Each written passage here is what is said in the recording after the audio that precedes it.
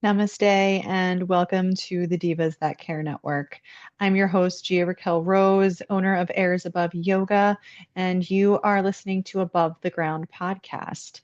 If this is your first time tuning in, our network is moving into its 15th year and is listened to in over 30 countries. I would like to personally thank you for giving me the gift of your time. It is truly my honor to hold space with you and we are going to start a conversation about surrender and what that means from, I suppose, a yogic perspective. So this time that we're going to share together today is going to be focused on asana and posture and a way to surrender physically to your body, your mind, your intuition, what your body needs to really start to tune into that idea of nourishment. And it was kind of touched on briefly by our last episode when a very wonderful guest that I had on mentioned that one of her favorite postures, asanas, was forward folds, whether standing or seated. And I just thought that I'd love to add to that and start a conversation about the whole theme of the next section is going to be about surrender in all forms of that because it is such a hard and challenging thing to do and to really it really is all about trust and faith, right? And to kind of surrender to the flow and to surrender to the release of control. It comes down to a release of control, but it also comes down to listening to yourself and listening to your body, and we touched on that quite a bit, so I encourage you to go back and have a listen if you missed that last episode. But essentially, we're talking about surrendering. We're really talking about taking care of our body, treating it as gently and as kindly as we possibly can. And our last episode was speaking about yin yoga, which is a very restorative style of yoga to practice. So, again, I encourage you to pop on and have a listen. But moving forward with the notion of taking care and listening to one's body, the first step is coming to your mat and tuning in. And in order to really be able to process what your body needs and to be able to listen to your body and hear your body's voice, you have to quiet your mind and you have to really drop into your body. And for me, that's what yoga has been all about, to truly be able to silence the mind, hear what your body is communicating to you, and develop that relationship to hear and understand your body's voice. And for everybody, it can be different. You can have true physical sensations. You can have just overall feelings if you're feeling fatigued, if you're feeling overwhelmed, if you're feeling stressed out. All of these can be communications from your body. And what I like to think is that the more we listen to the body before it starts screaming at us, the better chance we have to prevent ourselves from entering a state of dis-ease, ill at ease. Um, I find a lot of times for me specifically, I have a tendency to run myself into the ground and then I become sick, physically sick. I'll catch a bug, I'll catch a flu, I'll catch COVID multiple times, whatever it might be, sinus infections. Certain people have predispositions. Maybe you get migraines, maybe you get stomach issues. Maybe when you're stressed out, you take things internally and you're in your gut. Like I said, everyone's different. And so, depending on your age, depending on your depth of practice with listening to your body, developing that relationship with your own body and your own systems, you may already have an idea of where you are and what your triggers are, but maybe you don't. And no matter where you are in your journey, I hope that this can help you. So, when we talk about our forward folding postures and asanas, we're really talking about a deep connection between the torso and the legs. And to me, it's a bit of a lean towards almost a fetal position. And that if you think of like an armadillo, for example, our organs are generally in the front of our body. Our spine, we're talking structurally speaking, aligns in the back of the body. Our rib cage protects those truly vital organs. Our skull protects our brain. So all of these truly important, if not, completely essential aspects of our body are implemented and protected by our skeletal structure. And so, back to my little armadillo analogy, that soft underbelly turtles. at life, the universe, the design is for animals to be able to protect their vital parts. So the armadillo curls up in a ball, the turtle goes into its shell, and we as humans can fold. And so being able to do that, it has a whole host of health benefits. One of which is going to be to reduce stress. One of which is going to actually stimulate digestion. And another of which is going to be to bring the head below the heart. Now, contraindications for this for a standing forward fold are essentially going to be any eye issues, any blood pressure issues, anything, neck issues. Like, for example, I've mentioned that I have a neck injury, and sometimes hanging in a forward fold can cause a little bit of strain on the neck at the base of the skull or the tops of the shoulders. And there are all sorts of ways that I'll get into to use props and position yourself appropriately to mitigate some of these. But standing forward bends are or can be contraindicated for people that have certain heart issues, hypertension, again, high blood pressure, any eye issues, things where you're not supposed to have that kind of rush of blood to the head as a very extensive overview. Obviously, please, if you decide to make any practices or follow along for your own health and well-being, I encourage you to do a quick Google search and make sure that you don't have any personal contraindications for your health. If you have any disease processes going on that may not benefit from, let's say, standing forward folds, then please do be mindful and take responsibility for your own health and well-being. That said, there are other ways like laying down. You can even bring your knees into your chest in a reclined position and mimic some of the benefits of that stomach to thigh sensation. And what I love about that is it is that feeling of protection. It is that feeling of safety. It's literally curling up in a ball. So there are certain ways that this starts to bring the body out of that kind of fight and flight and back into its ease, back into its relaxation. And physically almost, I don't want to use the word force, but we'll use the word facilitates that change in parasympathetic and sympathetic nervous systems. And I don't want to get too scientific because I want this to be approachable, but we are trying to get to that quiet place where we're going to be able to listen to our bodies and what our bodies are trying to tell us. So a few ways to move forward with this. And one of my favorites is going to be a seated forward fold. So the most important thing in any seated position is to have your hips or your sit bones behind you. So a lot of times athletes, men sometimes particularly, will have very tight hamstrings. And women can too. Again, this is not a gender thing. This is absolutely just about the body mechanics and the body structure. And generally speaking, women can have hips that are externally rotated. This is essentially for the idea of preparing for childbirth when the pelvis can actually open. And men actually have femur heads, or the top of the thigh bone in the hip socket sometimes can face a little bit more forward. Now, again, everybody's different. We're talking physicality, not gender, to be clear. But for that, forward folds have a prerequisite of if you are sitting too far back on your pelvis, you will without a doubt begin to pull on the lower back and not get the proper lengthening of the hamstrings that you need. And the hips are so important. And it's almost creating an L shape in your body. So what I like to tell people to do when they come down onto their seat is to keep their knees bent. You don't want to put any extra strain, but you want to actually press up into your hands, lift your hips off of your mat, and send them back behind your hands, maybe a little bit more. There's a prop called a wedge, which has a little bit of an incline that you can sit on too, to kind of shift your torso slightly forward to get your hips behind you. And if you ever have any questions, obviously there's multiple ways to contact me, and I'm always happy to work with you via Zoom and help you to understand this concept a little bit better. But a lot of times what you'll see when people forward bend, you can see it clearly in a standing position, it's a little harder in a seated position, is they have tight hamstrings. So it's pulling their pelvis down and towards the ground and back. And then all of that weight from their torso is dropping right into their lumbar spine, and it's going to get very unhappy very quickly. And we want to avoid damaging our spine. That's the opposite of what the goal is. We really want to support opening, releasing, and relaxing.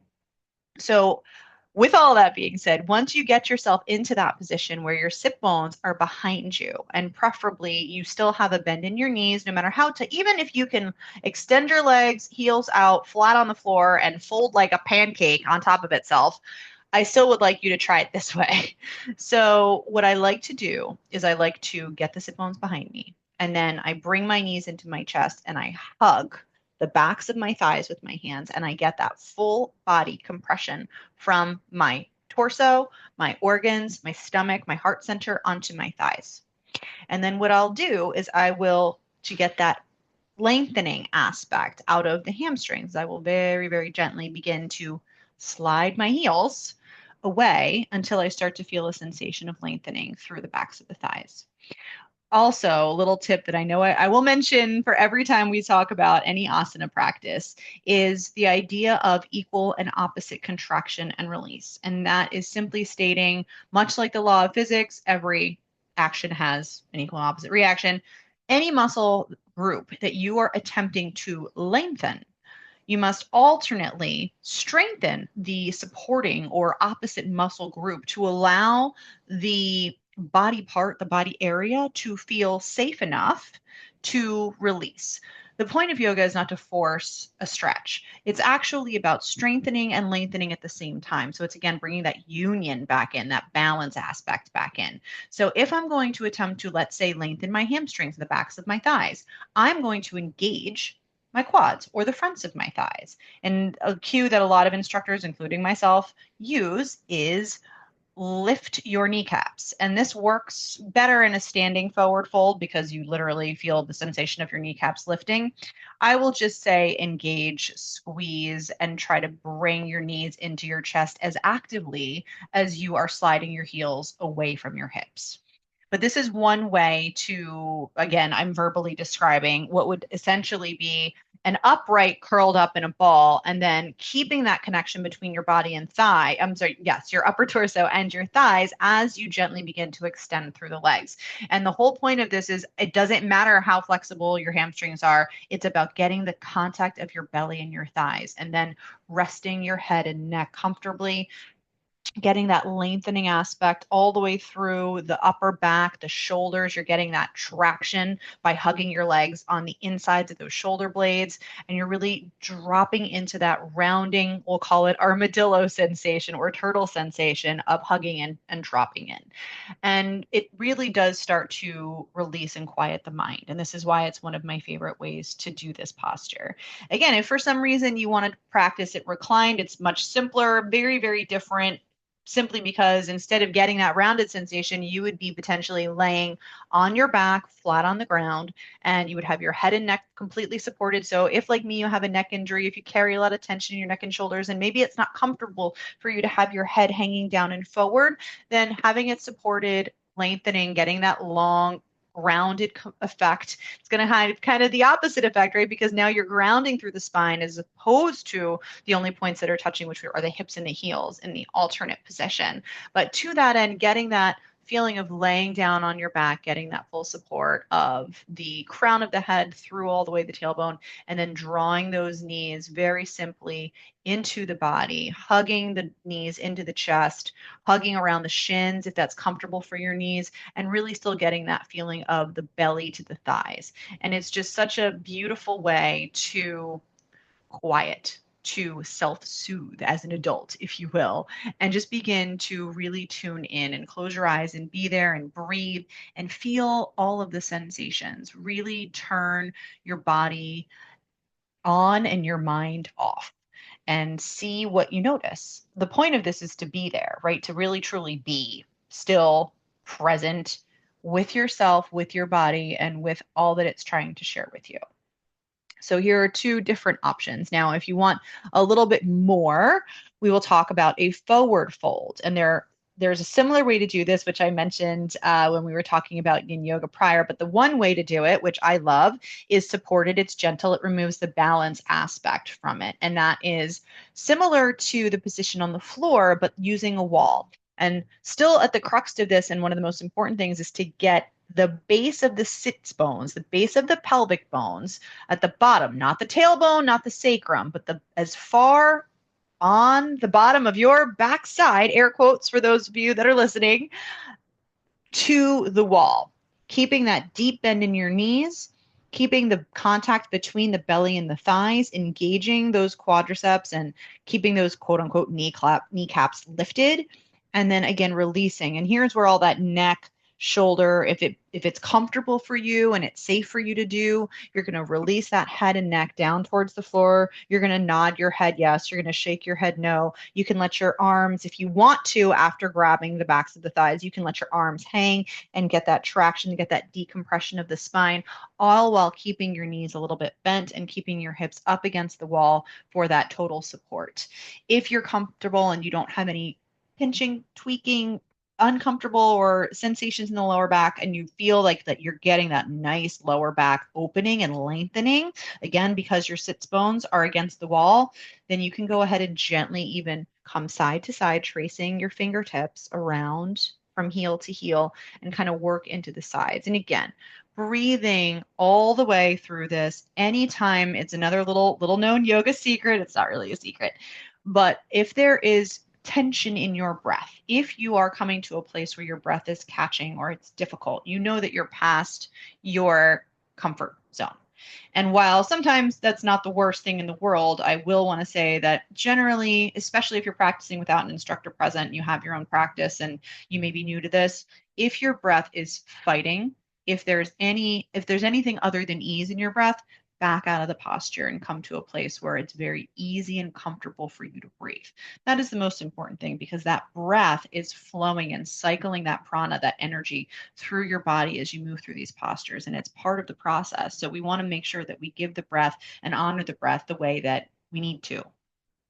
So from this supported against the wall, bent, so it's kind of bent knees, and then laying the body on top. Again, you can hug or you can release the hands and arms. So you kind of have, again, this compression feeling, this belly to thigh connection is my favorite thing about these forward folds and about that restorative, tuning in, turning off, kind of shell protectant energy that they cultivate.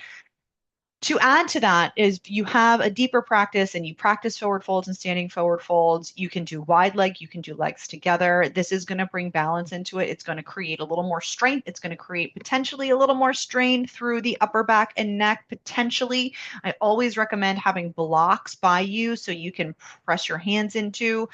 You can, if you're I don't want to say hyper flexible, but if you are deep into your practice and you have a lot of flexibility, you can even take your elbows onto it or just press onto it. It's just nice to have blocks available to you. Even if you can reach the floor, you can even rest a block beneath the top of your head or the forehead. But generally, I like to say to tuck the chin so you're not straining into the forehead and crunching the neck uncomfortably. But you can even rest the top of your head on a block if you're in a true extended forward fold. They're just nice to have for support and balance. So if you are coming into your forward fold, it may sound kind of slightly counterintuitive, but you want to start from a true Tadasana or mountain pose. And you really want to have that sensation of, I always like to say, tree frogs. Think tree frogs. We're talking about armadillos. We're talking about tree frogs. We're talking about all the fuzzy animals, or not so fuzzy animals in this case, that are going to be able to give you that idea. So tree frogs have those suction cups. That's how they kind of stick onto things, trees specifically, and other things. And so you want to have that idea of a suction cup in the arch of your foot. And you're slowly, gently rolling to the outside edges of the feet, four corners of the feet, behind the balls of the big toe, the pinky toe, and then the inside and outside of the heel. Those are your connecting points to the earth. And then that arch, your arches, you're activating them by lifting them up, gently shifting the weight to the outside edges of the feet ever so slightly to feel that tree frog suction cup energy coming up through the legs. And that starts to engage through the legs and then the chakra systems and through your root chakra all the way up through the crown as you're standing in your very strong mountain pose. So crown of the head lengthening, inner thighs slightly rolling back behind you, getting that engagement, getting that length through the tailbone, and activation of the muscles in the abdominals from the pelvic floor up through just below the rib cage. So very, very strong. And then, almost as if you were coming into a vinyasa practice, and for the safety of the lower back here, I like to again start to sit back as if I was coming into a chair position, keeping that engagement between my thighs. You can even put a block in between your thighs to gently press it behind you to really understand that engagement of the inner thighs and them drawing back and down. And as you begin to sit back, you're going to begin to lengthen through the lower back, lengthen through the pelvis, stick your hips behind you, and bring your belly onto your thighs. Once your belly is onto your thighs, again, hands can release. I like to take them out to the sides and then let them release down onto the blocks as I start to release my head and neck towards the floor so that I'm supported for my neck through my neck and shoulders by pressing onto those blocks as I start to then pivot. So again, we come here and then we start to pivot and hinge down until our hands are on blocks. And again, here it gets really important to keep your balance in the four corners of your feet. In fact, if anything, just ever so slightly forward, keeping a little micro bend in the knee to make sure that you're not going to aggravate or irritate or pull your hamstring.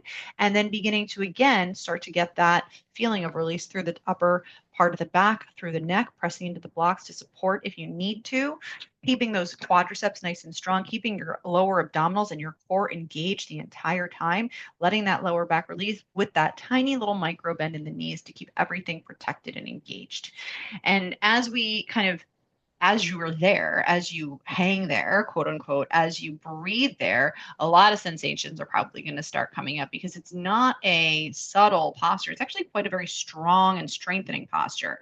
If you do have a lot of tension in your hamstrings, I always like to tell people to pedal the feet and lift kind of one heel at a time as you begin to create a little bit of dynamic movement, again, with blocks and balance playing a key factor here. Don't start moving around if you're unsupported and you start to feel like you're going to topple over.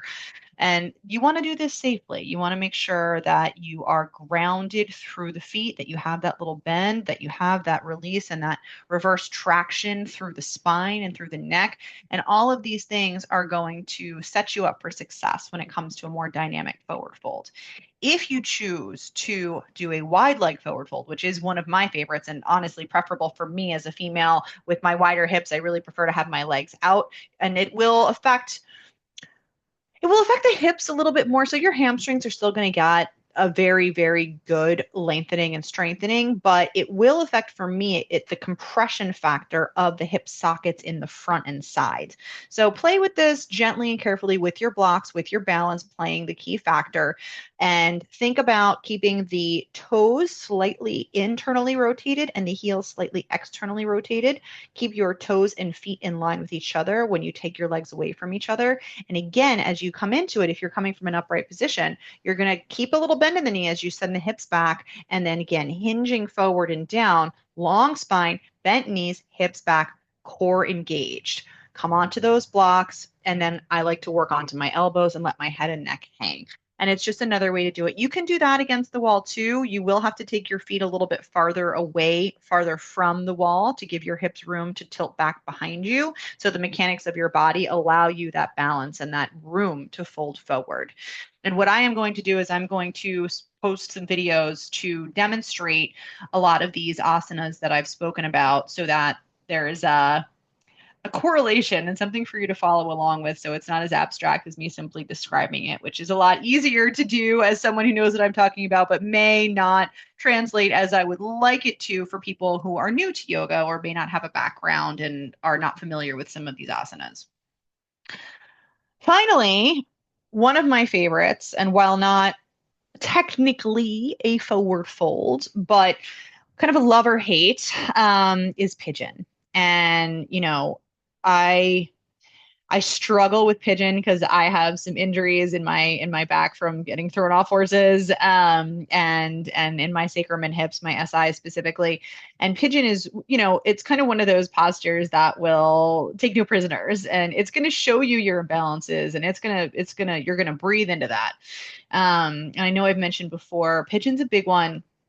I think we mentioned the last episode as well, where if you have stored trauma, if you're no matter female, male, no matter who you are, but for me as a female who identifies as a female, if you have stored trauma in your lower chakras, I've experienced and I've seen other women also experience release in pigeon.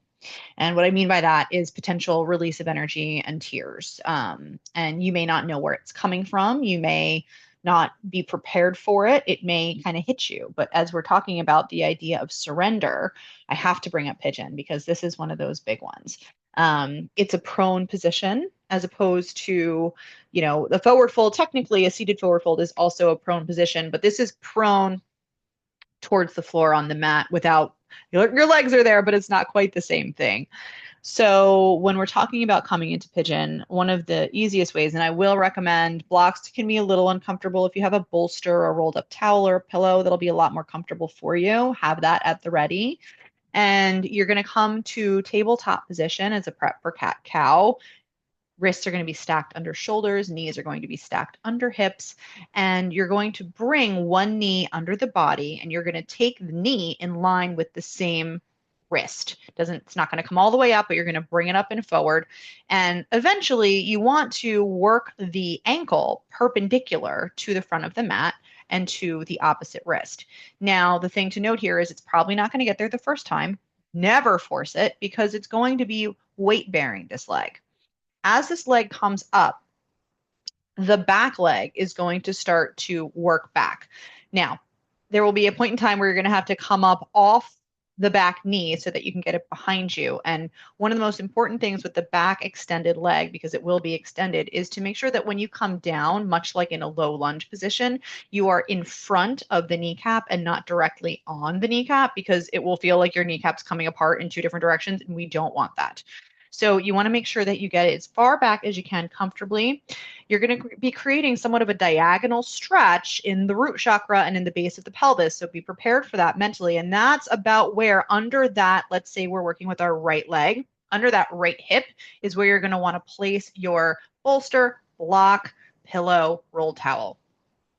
And you're going to want to release into this pose. So what I don't want you to do is to be hovering on that right hip, balancing on the outside of the right shin, kind of teetering and feeling as though you are unstable. I want the bottom of your pelvis and that right hip supported so that you could, if you wanted to, I'm not telling you to do this, disclaimer alert, but if you wanted to, you could take your arms off and just breathe and be there and be completely supported with no pain in your ankle, no pain in the outside of that right knee joint, no pain in the top of the back of the left knee. In this case, we're working in this side. And again, I will post a video so that you can see what I'm talking about here. But I want to make sure that you are so supported that you are able to surrender into this posture. Once you are propped, somewhat comfortable, you're going to hinge forward at that hip crease of the right leg, and you're going to bring your head down. You're going to bring your elbows down. You're going to bring your forehead to the mat, and you're going to surrender, and you're going to be there, and you're going to breathe into that hip. And your hip flexors, the front of the left hip, is going to feel some extension. And the outside of the right hip, your SI joint, your piriformis, your QL, all quadratus lumborum, all of these muscles are going to start to come into play here. And it's an intense posture. Again, due to the body mechanics differentiating between male and female, again, no gender. If you have a lot of times men have an issue with this posture simply because of the way that their hips face forward, where a forward fold up and down is linear and very easy for them. I won't say easy, but body mechanics wise, this hinge is a lot simpler than, let's say, a wide leg forward fold, which for women can feel much better because of the compression factor of the femur head in the hip socket. And I know I'm getting technical, but just to give you an idea that this external rotation of that right hip and then the subsequent knee coming across towards parallel to the front of the mat does put a lot of pressure, quote unquote, on that external hip and the external hip rotators. So keeping all that in mind, and I know I'm getting very technical, but I just want you to be able to set yourself up for success. So that we talk about surrendering into this position, I think pigeon is one of those, end all be all of surrendering positions in yoga, in yoga asana.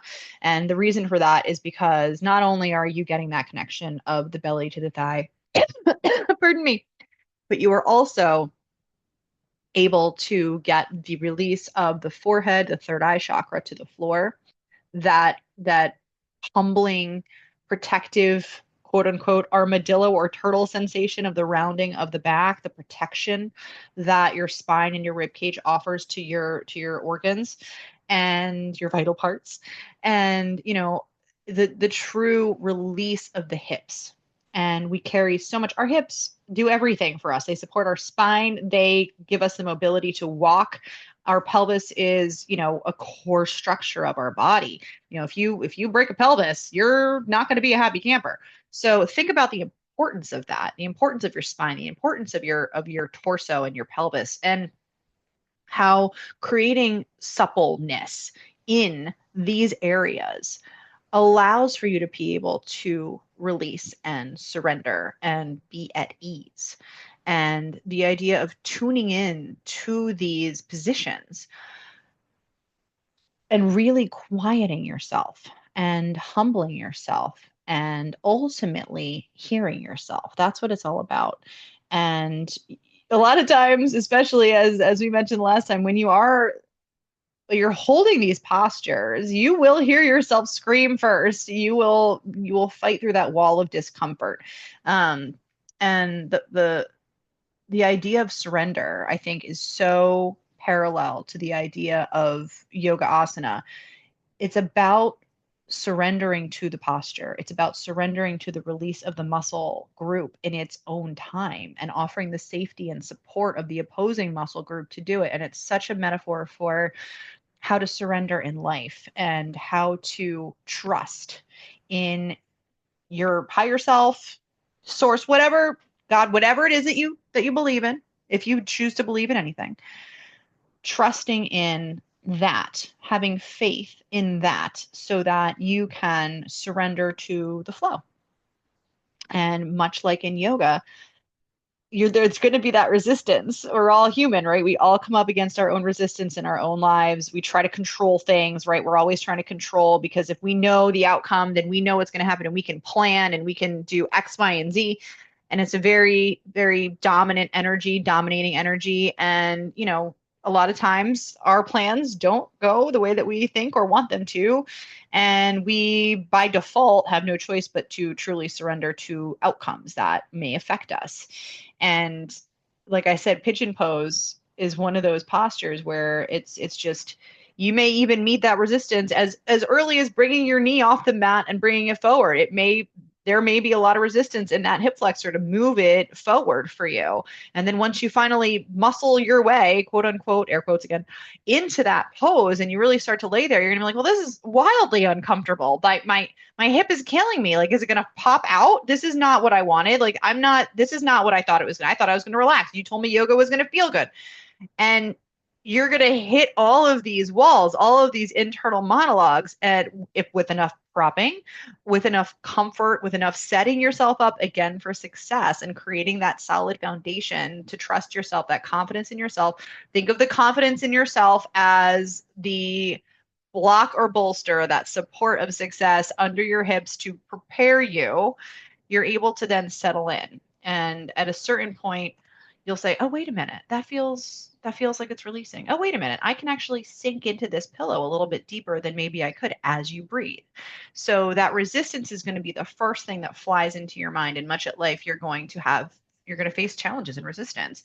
And then in the posture, you're going to begin to breathe and you're going to breathe deeper. And the deeper you breathe, the more you're going to release. And the more you trust, the more you're going to flow. So I like to make the breath akin to the trust. You can't live without breath. You can't live without belief and trust in yourself, your higher self, whatever it may be. And so I think that as we move through this next little phase, I really feel that surrendering in your asana, surrendering to the needs of your body, starting to know what the needs of your body are, starting to hear and listen to your body's voice, to feel how your body communicates to you. It's different for everybody, right? So beginning to tap into that for yourself, understanding and developing a relationship with yourself, breathing through parts that get sticky, breathing through the resistance, always coming back to your breath, and know that if it catches, that you're a little bit too far past your comfort zone.